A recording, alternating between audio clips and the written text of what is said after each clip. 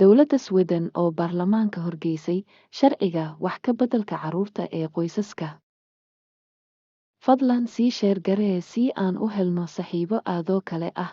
Mahadsanid. Magacaygu waa Maryan Adan Xaaji. Halkan aad naga daawanayso waa Deeqsame. Dowladda Sweden ayaa maanta baarlamaanka horgeysay wax ka beddelka sharci ee ku saabsan carruurta sida qasabka ah loogu xanaaneeyo adeegga bulshada. Wax ka beddelka ayaa shuruudo cusub ku soo rogaya carruurta dib loogu celinayo qoysaskoodii ay ka dhasheen kadib markii ay si qasab ah looga qaado. Sweden waa meesha kaliya ee Yurub u badan carruurta sabab la'aanta loo qaato. Soo jeedinta dowladda waxaa ka mid ahaa wax ka beddel adag oo lagu sameeyey sharciga daryeelka carruurta iyo dhallaanka ee LFO. Waxay sheegtay in wax ka beddelkeeda oo loo yaqaan qalbiga yar Lillehstad kadib cunug yar oo dhimatay kadib markii lagu celiyey waalidkeed looga gol leeyahay horumarinta danaha ilmaha iyo hubinta ammaankiisa, amniga iyo xasilloonida guriga. Hindisaha ay soo gudbisay dowladdu waxaa ka mid ahaa 5 wax ka beddel oo wasiirka arrimaha bulshada Lena Hallengren ay tixgelisay in ay dammaanad qaadayaan hagaajinta xaaladda qoyska dhalay ka hor inta aan ilmaha dib loogu celin kadib marka adeegga bulshadu daryeelo isaga. Sida ku cad bogga rasmiga ah ee baarlamaanka. 5 isbeddel ee la soo jeediyey ee la qorsheeyey inay dhaqan galaan horaanta bisha 7.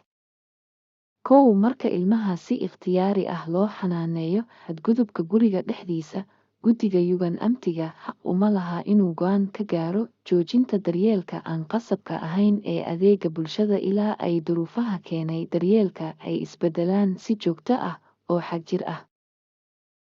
2. Guddiga arrimaha bulshada waxaa ku waajib ah inay ka fiirsadaan xaaladaha qaarkood haddii ay jiraan sababo lagu codsanayo in laga mamnuuco in ilmaha dib loogu celiyo qoyskiisa dhalay. Mamnuucida soo laabashada waxay noqon kartaa hab looga hortago in ilmuhu si degdeg ah ugu soo laabto qoyskiisa si ay waxyeello u gaadhin. 3. In guddiga arrimaha bulshada lagu waajibiyo in ay ka fiirsadaan sidii ay mas'uuliyadda ubadka ugu wareejin lahaayeen qoys kale kadib 2 sano ay la nool yihiin halkii ay ka ahaan lahaayeen muddada 3 sano ah si xil wareejintu ay u abuurto xaalad wanaagsan oo ku aadan sii socoshada iyo ilaalinta daryeelka. 4. Ku waajibinta guddiga arrimaha bulshada inay la socdaan xaaladda ubadka kadib joojinta daryeelka si waafaqsan sharciga LFO.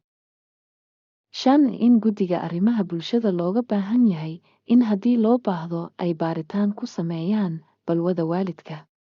Tusaale ahaan, guddigu waxa uu waalidka weydiisan karaa in ay ka qaadaan tijaabada daroogada. Marka loo eego sharciyada qabyada ah, waaxda daryeelka bulshadu waa in ay diyaarisaa dhammaan hababka lagama maarmaanka u ah hirgelinta soo jeedinta. Fadlan sii sheer garee si aan u helno saaxiibo aadoo kale ah. Mahadsanid. Magacaygu waa Maryan Adan Xaaji. Halkan aad naga daawanayso waa Deeqsame.